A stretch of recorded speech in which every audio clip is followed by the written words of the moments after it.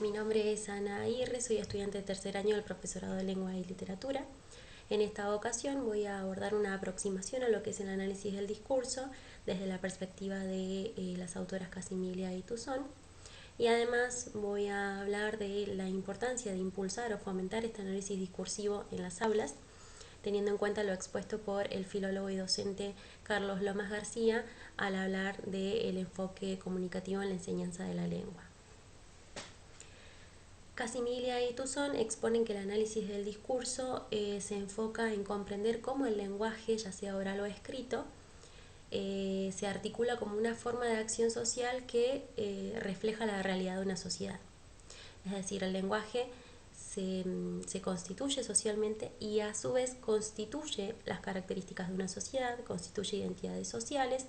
situaciones y objetos de conocimiento, y también ayuda a construir las relaciones entre personas y grupos. Esto es importante tener en cuenta a la hora de analizar un discurso, porque nos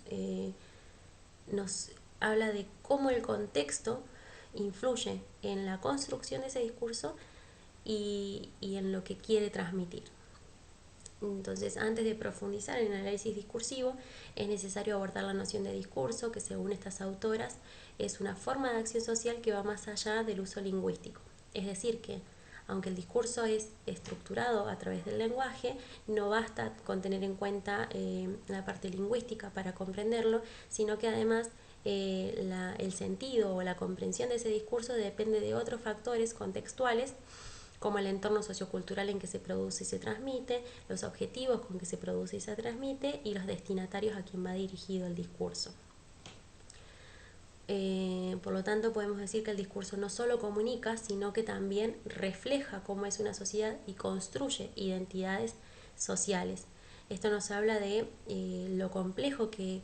debe ser o que es el análisis discursivo, porque no solo tenemos que tener en cuenta la parte lingüística, sino sobre todo atender al marco contextual en que se desarrollan, se producen y se transmiten determinadas piezas discursivas. Por eso, también a la hora de realizar un estudio discursivo es necesario hacer énfasis o integrar el contexto social, cultural y cognitivo en que se desarrollan estos textos o estos mensajes. También las autoras exponen que como son tantos los factores que hay que tener en cuenta a la hora de analizar un discurso, es necesario detectar o determinar ciertas unidades para organizar el análisis. En este sentido, la unidad de análisis fundamental va a ser el enunciado, entendido como la expresión mínima de comunicación, como la expresión que transmite algo, conformado por una sucesión de palabras u oraciones, y la combinación de estos enunciados da lugar a un texto o un discurso oral o escrito que se conforma como una unidad comunicativa intencional y completa. Entonces, hay tantos factores para analizar en un discurso que es necesario ordenar el análisis, y en este sentido las autoras plantean el modelo denominado speaking, que lo que hace es tener en cuenta o hacer énfasis en factores claves del evento comunicativo o del discurso que es necesario analizar para comprender el discurso en su totalidad, como por ejemplo el contexto en el que se desarrolla, los participantes del evento comunicativo, los objetivos que tiene ese discurso y a quiénes va dirigido. Al ser tan complejo, el estudio o el análisis discursivo requiere de un trabajo interdisciplinario. Entonces, el estudio discursivo se nutre de ciencias humanas y sociales como la antropología lingüística, la sociolingüística, la psicolingüística y la etnometodología. Estas son ciencias que dan cuenta de esa relación o interrelación entre lenguaje, cultura y sociedad, y nos dan una mirada más amplia de cómo funciona o qué genera ese discurso en determinados o específicos contextos sociales. Por ejemplo, la antropología lingüística y la etnografía de la comunicación van a analizar esa relación entre lenguaje, pensamiento y cultura, mientras que la sociolingüística interaccional va a hacer énfasis en cómo el contexto sociocultural influye en la comunicación. Además, es necesario atender al carácter o aspecto crítico del análisis discursivo, porque hacer este análisis nos permite dilucidar los diferentes usos y abusos que se hacen del lenguaje, es decir, cuando se utiliza el lenguaje y se construyen discursos con una finalidad negativa o con la finalidad por parte de ciertos sectores de poder de transmitir y reforzar ciertas ideologías que suelen generar desigualdades sociales. En este sentido, entendiendo la relevancia del análisis discursivo y la complejidad del mismo, me parece relevante tomar algunos conceptos que, que aborda Carlos Lomas García cuando habla del enfoque comunicativo en la enseñanza de la lengua, porque nos hablan también de la relevancia de plantear este análisis discursivo, sobre todo desde la educación, enseñarlo en las aulas,